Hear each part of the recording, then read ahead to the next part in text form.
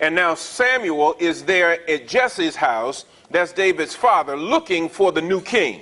And Eliab is the oldest. He looked at Eliab and thought, surely the Lord's anointed is before him. He looked at Eliab's outward appearance and he said, surely that's the one that the Lord has anointed. Verse 7 says, but the Lord said to Samuel, do not look at his appearance or at the height of his stature, because I have rejected him.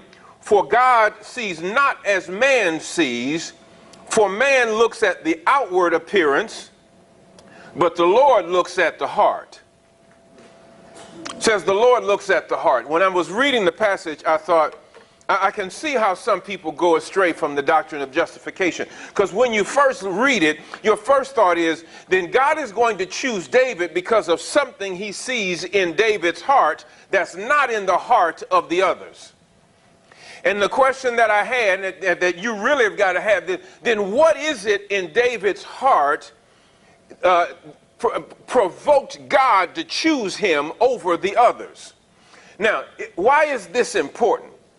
This is important because, listen, if God chooses based on something he sees in us, if he chooses based on what's the word?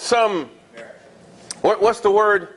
Merit. That's the word, merit on the inside of us, then there's something that we need to cultivate for ourselves to be saved. And then the question then becomes, so what was it that God saw in his heart that caused God to choose him instead of Eliab and the rest of David's sons? What distinguished him then from Saul? Now, that's the question that I think is on the table of the book that we've got to examine.